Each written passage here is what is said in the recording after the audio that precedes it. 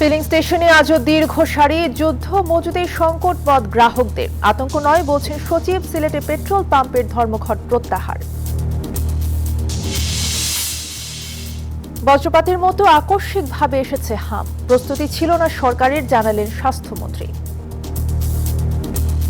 বজ্রপাতের মতো এসে পড়েছে আমাদের উপর, যেটার কোনো রকম প্রস্তুতি আমাদের কাছে ছিল না। বিভিন্ন জেলায় শিশুদের মধ্যে বাড়ছে প্রকোপ। জুলাই হত্যা মামলায় সাবেক পররাষ্ট্রমন্ত্রী হাসান মাহমুদ সহ 22 জনের বিরুদ্ধে প্রতিবেদন জমা। পলাতক আসামিদের পক্ষে আইনজীবী নিয়োগের সুযোগ নেই।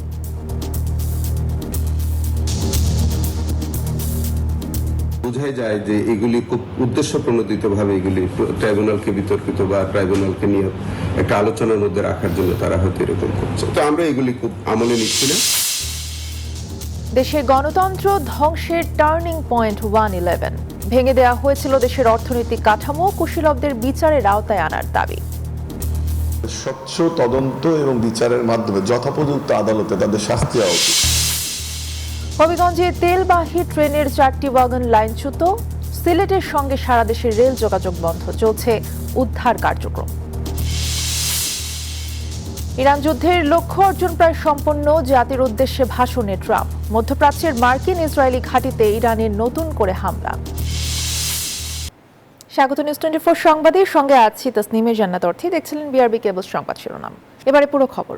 মধ্যপ্রাচ্যে যুদ্ধ পরিস্থিতি, মজুদ আর কালোবাজারি, এসব কারণেই তেলের সংকট দেখা দিয়েছে পাম্পগুলোতে, বলছেন রাজধানীর বিভিন্ন পাম্পে তেলের অপেক্ষায় থাকা গ্রাহকরা। এমন পরিস্থিতিতে সরকারের পক্ষ থেকে বলা হচ্ছে আতঙ্কিত হওয়ার কিছু নেই, দেশে পর্যাপ্ত জ্বালানি তেলের মজুদ রয়েছে। রাজধানীর পেট্রোল পাম্পগুলোতে জ্বালানি তেল নিতে এসে এমন বিড়ম্বনা যেন নিত্যদিনের বাস্তবতা। বৃহস্পতিবারও গ্রাহকদের হাহাকার ছিল চোখে পড়ার মতো। বিপিসি নিয়ন্ত্রিত পাম্পগুলো বাদে বেশিরভাগ পয়েন্টেই তেল সরবরাহ করা হয়েছে নিয়ন্ত্রিতভাবে। কোনো কোনো পাম্পে ঝুলতে দেখা গেছে তেল না থাকার সাইনবোর্ড। যুদ্ধ পরিস্থিতি, মজুদ ও কালোবাজারির কারণে তেলের এমন সংকট বলছেন গ্রাহকরা। অযথা সিরিয়াল ধরে নেই আর বাসায় গিয়ে ট্যাঙ্কের মধ্যে খালি করি, এটাই হচ্ছে আমাদের অবস্থা। আমরা তো তেল ঠিকই আছে, এই পাম্পে কখনো তেল সংকট হচ্ছে না। তেলের কোনো সংকট নাই, তেল পর্যাপ্ত আছে, কিন্তু সবাই গুজবে কান দিয়ে যে 100 টাকার তেল নেয় সেও টাঙ্কি ফুল নিচ্ছে। কারণ সকাল 6টায় লাইন দিছি সেই আজি সুপার মার্কেটের ওই পাশ থেকে, এই 3.5 ঘন্টা 4 ঘন্টা লাগলো এই তেল পাম্পে তেল নিতে আসতো। পাম্প সংশ্লিষ্টরা বলছেন গ্রাহকরা অতিরিক্ত তেল নেয় এমন পরিস্থিতি। পাবলিকের চাহিদা তো ওই 500 জায়গায় এখন 3000 হয়ে গেছে। ওইটা সরকার কোথেকে দিবে? সরকার দিতে পারে, সরকার কাছে তেল আছে, ওটা যদি দেয় তো দেশটা তেল শূন্য হয়ে যাবে, ফ্রিপানের অবস্থা হয়ে যাবে। তখন কি করবেন? আপনি কি করবেন, আমি কি করবো, ভোক্তা কি করবে? সরকারকে তো এক জিনিস চিন্তা করে তেল দেয় না, ওনাদের অনেক কিছু চিন্তা করে তেলটা দেয়। এদিকে তেল নিয়ে আতঙ্কিত হওয়ার কিছু দেখছে না জ্বালানি মন্ত্রণালয়। 3,72,388 লিটার জ্বালানি পণ্য উদ্ধার করা হয়েছে। আমি হিসাব করে দেখেছি যে আমাদের পর্যাপ্ত মজুদ আছে, একদম পর্যাপ্ত মজুদ আছে, কোনো সংকট নাই। জ্বালানি সংকট মোকাবিলায় সরকারকে সহযোগিতা করতে দেশের সব দোকানপাট রাত 8টার মধ্যে বন্ধ করার ঘোষণা দিয়েছে বিভিন্ন ব্যবসায়ী সংগঠন। বদরুল আলম শাওন, নিউজ 24, ঢাকা। পাম্পে অযৌক্তিক জরিমানা আদায় সহ নানা অভিযোগে সিলেটে ডাকা অনির্দিষ্টকালের অবরোধ তুলে নিল পেট্রোল পাম্পগুলো। বুধবার রাত 11:30টার দিকে অবরোধ ঘোষণা করেন Bangladesh petroleum dealers distribution agents and petroleum owners association. তাদের দাবি, ট্যাগ অফিসার বসানো বিভিন্ন এজেন্সির মাধ্যমে অনবরত হিসেব নেওয়া, পাম্পে পুলিশ নিয়োগ, 6টি পাম্পে জরিমানা আদায় করায় তেল বিক্রি না করার সিদ্ধান্ত গ্রহণ করেন পাম্প মালিকরা। পরে আজ দুপুরে অবরোধ তুলে নেয় তারা।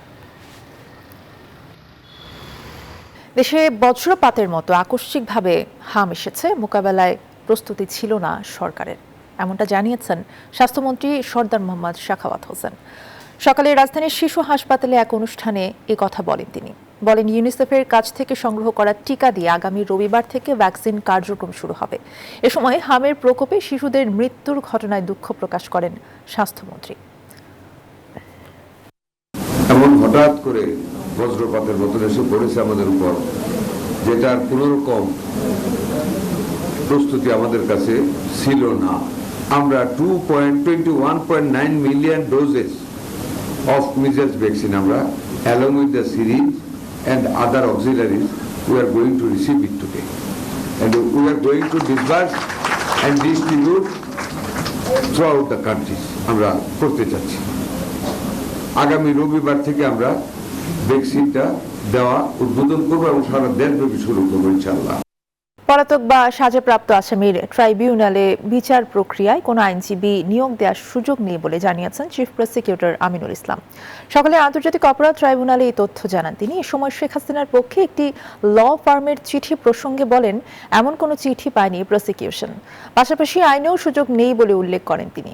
এদিকে জুলাই আগস্টে চট্টগ্রামের ওয়াসিম সহ ১৩ জনকে হত্যা মামলায় সাবেক পররাষ্ট্রমন্ত্রী হাসান মাহমুদ সহ ২২ জনের বিরুদ্ধে প্রসিকিউশনের কাছে তদন্ত প্রতিবেদন দিয়েছে তদন্ত সংস্থা। এছাড়া জাসদ সভাপতি হাসানুল হক ইনুর মামলার পুনর্তদন্ত চেয়ে ট্রাইব্যুনাল ২-এ আবেদন করেছে তার আইনজীবী। আমাদের সংবাদ মাধ্যমকে বিভ্রান্ত করার জন্য একটু জনগণকে এটা দৃষ্টিপাত করানোর জন্য এরকম কার্যক্রম এটা থাকতেই পারে, তবে আমার মনে হয় যে এগুলো ভিত্তিহীন বিষয়, কিছুই সুযোগ নাই। উনি কি করে উনাকে এই ফার্মকে উনি এঙ্গেজ করবেন? বোঝাই যায় যে এগুলি খুব উদ্দেশ্য প্রণোদিত ভাবে এগুলি ট্রাইব্যুনালকে বিতর্কিত বা ট্রাইব্যুনালকে নিয়ে একটা আলোচনার মধ্যে রাখার জন্য তারা হয়তো এরকম করছে। তো আমরা এগুলি খুব আমলে নিচ্ছি না। বাংলাদেশে গণতন্ত্র ধ্বংসের একটি টার্নিং পয়েন্ট ছিল ২০০৭ সালের ১১ জানুয়ারি। ইতিহাসের কালিমালিপ্ত এই দিনটি পরিচিত 1/11 নামে। মঈনুদ্দিন ফখরুদ্দিনের নেতৃত্বে ১/১১ সরকার নানাভাবে মানুষের অধিকার হরণ করেছে, এমনকি ব্যবসায়ীদের হেনস্থা করে ভেঙে দিয়েছিল দেশের অর্থনৈতিক কাঠামো। রাজনৈতিক বিশ্লেষকরা মনে করেন, গণতন্ত্র সুসংহত করে সাংবিধানিক ধারা অব্যাহত রাখতে ১/১১ কুশীলবদের বিচারের আওতায় আনার কোনো বিকল্প নেই। বাংলাদেশের রাজনৈতিক ইতিহাসের অন্যতম কালো অধ্যায়ে মঈনুদ্দিন ফখরুদ্দিনের নেতৃত্বে ১/১১ সরকার। ৯০ দিনের জন্য আসা সরকার অস্ত্রের মুখে ক্ষমতা দখল করে রাখে দীর্ঘ ২ বছর। অভিযোগ আছে ২০০১ সালের নির্বাচনের পরপরই শুরু হয়েছিল এই রাজনীতিকরণের নীল নকশা।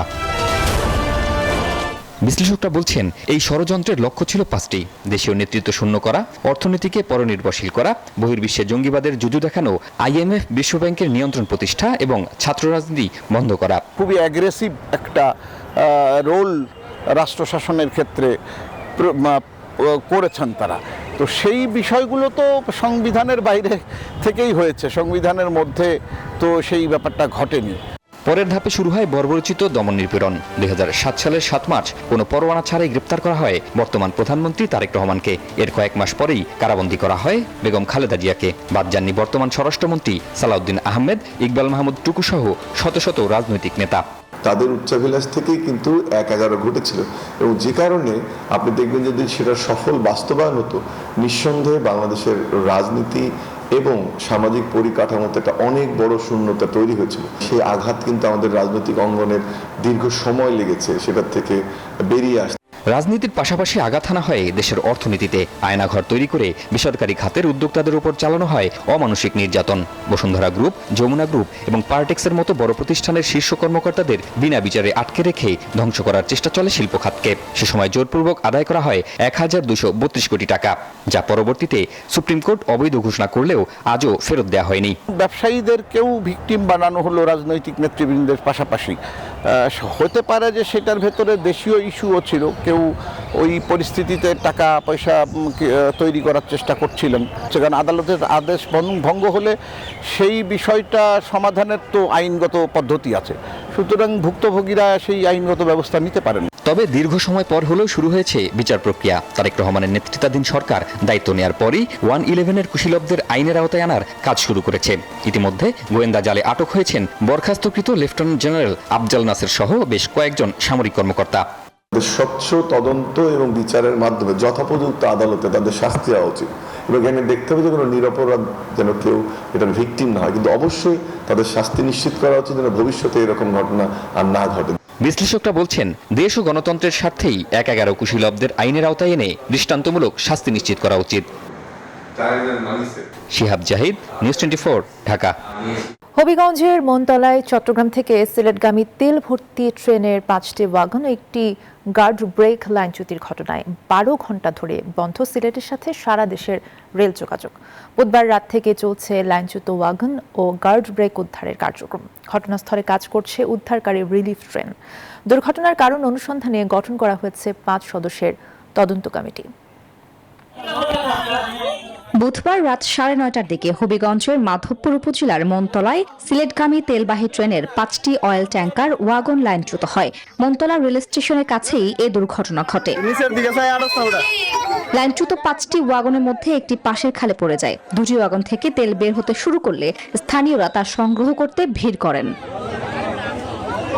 রাত 2টার পর আখাউড়া থেকে একটি রিলিফ ট্রেন ঘটনাস্থলে পৌঁছে উদ্ধার কাজ শুরু করে। রেলওয়ের পাশাপাশি বিজিবি, সেনাবাহিনী ও পুলিশ সদস্যরা উদ্ধার কাজে সহায়তা করছেন। স্থানীয়দের দাবি, পুরনো ও জরাজীর্ণ স্লিপার, লাইনের নিচে পর্যাপ্ত মাটি ও পাথরের অভাব এবং সিঙ্গেল লাইনের কারণেই এ দুর্ঘটনা। জ্বলতেছে আগুন, আমার লোকেদের বলছি দৌড় দেও, এরা দৌড় দিছে মাদ্রাসার ভিতরে, আমি দিছি দক্ষিণ থেকে দৌড়। এই মুহূর্তে 1 সেকেন্ডের ভিতরে মনে করেন ঘটনা হয়ে গেছে। বারবার দুর্ঘটনা হইতাছে, সিলেট হইতাছে, আপনার কুলারা হইতাছে, আমরা মনতলা স্টেশনে আজকে হলো, আর কদিন আগে অনেক জায়গায় লাইনচ্যুত হইলো। ঘটনা তদন্তে 5 সদস্যের কমিটি গঠন করেছে রেলওয়ে কর্তৃপক্ষ। আমাদের বিভাগীয় পরিবহন কর্মকর্তাকে প্রধান করে আমাদের 5 সদস্য বিশিষ্ট একটা তদন্ত কমিটি গঠন করা হয়েছে এবং তাদেরকে 3 কার্য দিবসের মধ্যেই তদন্ত প্রতিবেদন জমা দেওয়ার জন্য বলা হয়েছে। দ্রুত রেল যোগাযোগ স্বাভাবিক করতে কাজ চলছে বলে জানিয়েছে কর্তৃপক্ষ। Desk report, news 24। কৃষির নতুন দিগন্ত উন্মোচনে প্রথমবারের মতো চালু হচ্ছে কৃষক কার্ড। পহেলা বৈশাখে টাঙ্গাইল সদর থেকে এর উদ্বোধন করবেন প্রধানমন্ত্রী তারেক রহমান। চলছে তথ্য সংগ্রহ এবং ব্যাংক হিসাব খোলার কার্যক্রম। কৃষকদের প্রান্তিক পর্যায় থেকে শুরু করে যাচাই বাছাইয়ের মাধ্যমে এই কার্ড কৃষি, মৎস্য এবং প্রাণী সম্পদ খাতের চাষি এবং খামারিদের দেওয়া হবে। টাঙ্গাইল প্রতিনিধি আতিকুর রহমানের তথ্যচিত্রে ডেস্ক রিপোর্ট। দেশের কৃষিকে আরো এগিয়ে নিতে টাঙ্গাইলের ঘারিন্দা ইউনিয়নে শুরু হয়েছে কৃষক কার্ড কার্যক্রম। প্রথম পর্যায়ে 1570 জন কৃষক এই কার্ড পাচ্ছেন। এই কার্ডটি ডেবিট কার্ড হিসেবে কাজ করবে। প্রান্তিক ও ক্ষুদ্র কৃষকদের বছরে 2500 টাকা প্রণোদনা দেওয়া হবে, যা দিয়ে তারা সার, বীজ, কীটনাশক ও পশুখাদ্য কিনতে পারবেন। সকাল থেকে কৃষকরা তথ্য সংগ্রহ কেন্দ্রে ভিড় করছেন। এতে তাদের মাঝে দেখা যাচ্ছে ব্যাপক উৎসাহ। কৃষকরা জানান, সরকারের এমন উদ্যোগে তারা খুশি এবং এটি তাদের কাজে সহায়ক হবে। সরকার যে কৃষি কার্ডের উদ্যোগ নিচ্ছে, মাননীয় প্রধানমন্ত্রী তারেক রহমান সাহেব, ওনার এই উদ্যোগের কারণে আমরা খুবই আনন্দিত। অনেক সরকার এসেছে, আমরা কোনো সময় এরকম ব্যবস্থা পাই নাই। এই কার্ডের মাধ্যমে আমরা আশা করি সরকারের মাধ্যমে অনেক ধরনের সুযোগ সুবিধা পাবো। ইতোমধ্যে 1570 জন কৃষকের কার্ড প্রস্তুত করা হয়েছে। পহেলা বৈশাখে আনুষ্ঠানিকভাবে বিতরণ করা হবে বলে জানায় কৃষি বিভাগ। কোনো কৃষকই যাতে স্মার্ট কৃষি কার্ড থেকে বঞ্চিত না হয়, এর জন্য আমরা সর্বোচ্চ সতর্কতার সাথে প্রত্যেকটি কৃষকের বাড়ি বাড়ি গিয়ে আমাদের উপসহকারী কৃষি কর্মকর্তা টাঙ্গাইল সদর যারা আছেন সবাই ডাটা সংগ্রহ করেছেন। এই কার্ডের মাধ্যমে কৃষকরা ব্যাংকিং সুবিধা ও কৃষি ঋণও নিতে পারবেন বলে জানান সংশ্লিষ্টরা। কৃষক কার্ডের মাধ্যমে যে আইডেন্টিটি তাদেরকে দিচ্ছে এবং এর মাধ্যমে কৃষকরা আমাদের ওয়ান স্টপ শপিং এর মাধ্যমে তার সার, কীটনাশক, বীজ এবং খাদ্যের যে একই জায়গা থেকে তারা এগুলো ক্রয় করতে পারবে। কৃষিকে এগিয়ে নিতে এমন উদ্যোগকে ইতিবাচক হিসেবে দেখছেন সাধারণ মানুষ। Desk report, news 24। সুন্দরবনে মধু সংগ্রহের মৌসুম শুরু হলেও বনদস্যু আতঙ্কে এবার মোয়ালদের সঙ্গে সংখ্যা কমেছে। 45 দিনের পারমিট নিয়ে বনে যাওয়ার কথা থাকলেও মৌসুমের প্রথম দিন শরণখোলা রেঞ্জ থেকে কেউ যাননি। বন বিভাগ জানায়, নিরাপত্তা নিশ্চিত করতে মোয়ালদের দলবদ্ধভাবে বনরক্ষীদের সহায়তায় পাঠানোর ব্যবস্থা নেওয়া হয়েছে। জামাল হোসেন বাপ্পার তথ্য ছবিতে ডেস্ক রিপোর্ট। এপ্রিলের শুরুতেই গড়াইন ও খলিশা ফুলে ভরে ওঠে সুন্দরবন। এই সময়টাই মধু সংগ্রহের সবচেয়ে উপযুক্ত মৌসুম। তবে এবার নেই সেই চেনা বাস্তবতা। বনদস্যু আতঙ্কে অনেক মৌয়ালি বনে যেতে সাহস পাচ্ছেন না। 9 জন লোক মধু আহরণ করতে যাচ্ছি 1.5 মাসের জন্য। খাওয়া দাওয়া সব নিয়ে অনুকূল করে চলে যাচ্ছি সুন্দরবনে মধু কাটার জন্য। যার সামনে বাজে আল্লাহ আকবার কইয়ে দাঁড়াবার পরে দুইজনে যাই কাটতে নিয়ে আসে। আমরা মালামাল সুন্দর মতন গুছাইতেছি, সন্ধ্যার বেলায় টলারে বাইন্ধে আমরা নামার দিক যাবো। মধু পাওয়া যায় এখন গড়াইন ফলসি, এই দুইটার মধুই ভালো হয়। বন বিভাগ জানায় নিরাপত্তা নিশ্চিতে মৌয়ালদের একত্রিত করে বনরক্ষীদের সহায়তায় বনে পাঠানো এবং বন সংলগ্ন অফিস এলাকায় রাত্রি যাপনের সব প্রস্তুতি সম্পন্ন হয়েছে। তারা আমাদের স্থানীয় অফিসে অবস্থান করবে এবং তাদেরকে যে প্রতিদিনের যে নিরাপত্তা সেটা আমাদের পক্ষ থেকে দেওয়া হবে। আপনি জানেন যে সুন্দরবন পূর্ব বন বিভাগের 2টা রেঞ্জ আছে, চাঁদপাই এবং শরণখোলা রেঞ্জ। এ পর্যন্ত আমরা যে সাড়া দেখতে পাচ্ছি দর্শকদের জন্য একটু সমস্যা হচ্ছে। নিরাপত্তা জোরদার না হলে এই পেশা দ্রুত বিলুপ্ত হওয়ার আশঙ্কা স্থানীয়দের। Desk report, news 24। দীর্ঘ 54 বছরের অপেক্ষা শেষে আবারও চাঁদের পানে ছুটছে মানুষ। ফ্লোরিডার কেনেডি স্পেস সেন্টার থেকে নাসার ঐতিহাসিক আর্টেমিস 2 মিশনে 4 নভোচারী সফলভাবে মহাকাশে পাড়ি জমিয়েছেন। 10 দিনের এই শ্বাসরুদ্ধকর অভিযানে তারা চাঁদের কক্ষপথ ঘুরে পৃথিবীতে ফিরবেন। এই যাত্রায় প্রথমবারের মতো কোনো নারী, কৃষ্ণাঙ্গ এবং এক কানাডীয় মহাকাশচারী অংশ নিচ্ছেন। লক্ষ্য এখন ভবিষ্যতের চন্দ্র ও মঙ্গল বিজয়। ফ্লোরিডার কেনেডি স্পেস সেন্টার থেকে নাসার স্পেস লঞ্চ সিস্টেম রকেটটি 4 নভোচারীকে নিয়ে চাঁদের পথে যাত্রা শুরু করে। এ দলে রয়েছেন যুক্তরাষ্ট্রের রিড ওয়াইজম্যান, ভিক্টর গ্লোভার ও ক্রিস্টিনা কোচ এবং কানাডার জেরেমি হ্যানসন। 54 বছর পর এটাই মানুষের প্রথম চন্দ্রাভিযান। 10 দিনের এই রোমাঞ্চকর মিশনে তারা চাঁদে নামবেন না, তবে এর চারপাশ ঘুরে আসবেন। এই যাত্রায় নভোচারীরা পৃথিবী থেকে সবচেয়ে বেশি দূরত্বে পৌঁছানোর রেকর্ড গড়বেন, যা অ্যাপোলো 13 মিশনের রেকর্ডকেও ছাড়িয়ে যাবে। আর্টেমিস প্রোগ্রামের চূড়ান্ত লক্ষ্য হল 2028 সালের মধ্যে চাঁদে মানুষ পাঠানো এবং সেখানে একটি স্থায়ী ঘাঁটি তৈরি করা, যা মঙ্গল অভিযানের পথকে করবে আরও সহজ। আকাশ কাঁপিয়ে উড়াল দিল নাসার বিশাল রকেট SLS। চীনের সঙ্গে মহাকাশ প্রতিযোগিতার এই যুগে মিশনটি যুক্তরাষ্ট্রের জন্য অত্যন্ত গুরুত্বপূর্ণ। এই যাত্রার সাফল্যই নিশ্চিত করবে মহাকাশে দেশটির শ্রেষ্ঠত্ব। Desk report, news 24। ইন্দোনেশিয়ায় বৃহস্পতিবার সকালে 7.4 মাত্রার শক্তিশালী ভূমিকম্প আঘাত এনেছে। দেশটির পূর্বাঞ্চলীয় মালাক্কা সাগরে কম্পন অনুভূত হওয়ার পরেই সুনামি সতর্কতা জারি করা হয়। ভূমিকম্পের উৎপত্তিস্থল ছিল টার্নেট শহর থেকে প্রায় 120 কিলোমিটার দূরে, 35 কিলোমিটার গভীরে। শক্তিশালী কম্পনে বেশ কিছু বাড়িঘর ধসে পড়ে, ধ্বংসস্তূপের নিচে চাপা পড়ে একজনের মৃত্যু হয়েছে। এরই মধ্যে 2টি আফটার শক হয়েছে এবং আরও আফটার শকের আশঙ্কাও করা হচ্ছে।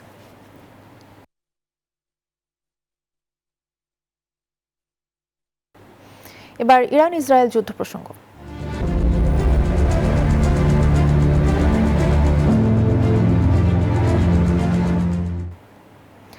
ইরান যুদ্ধের কঠিন সময় পেরিয়ে এসেছে এবং তেহরান আর হুমকি নয়। বুধবার জাতির উদ্দেশ্যে দেয়া ভাষণে এমনটাই জানালেন মার্কিন প্রেসিডেন্ট ডোনাল্ড ট্রাম্প। আরও বলেছেন, যুদ্ধের মূল লক্ষ্য অর্জনের পথে। তবে এর আগেই মধ্যপ্রাচ্যের মার্কিন ও ইসরায়েলি ঘাঁটিতে নতুন দফায় কঠিন হামলা চালিয়েছে তেহরান। এর মধ্যেই মার্কিন জনগণের প্রতি খোলা চিঠি দিয়েছেন ইরানের প্রেসিডেন্ট। দীর্ঘ প্রতীক্ষার পর যখন প্রেসিডেন্ট ডোনাল্ড ট্রাম্প জাতির উদ্দেশ্যে ভাষণ দিতে এলেন, তখন সবার আশা ছিল হয়তো এবার আসবে সংঘাত থামার ঘোষণা। কিন্তু তিনি শোনালেন পুরনো কথাই। দাবি করলেন 1 মাসের যুদ্ধে ইরানের সামরিক শক্তি প্রায় ধ্বংস করে দেওয়া হয়েছে। তাই সংঘাতের কঠিন পর্ব শেষ এবং ইরান আর যুক্তরাষ্ট্রের জন্য কোনো হুমকি নয়। সব তাস আমাদের হাতে, ওদের হাতে কিছুই নেই। আমরা মাত্র 32 দিন ধরে বিশ্বের অন্যতম শক্তিশালী একটি দেশের বিরুদ্ধে এমন এক শক্তিশালী ও চমৎকার সামরিক অভিযান চালাচ্ছি যাতে দেশটি ভেতর থেকে সম্পূর্ণ পঙ্গু হয়ে গেছে। একসময় তারাই ছিল মধ্যপ্রাচ্যের ত্রাস, কিন্তু এখন আর নয়।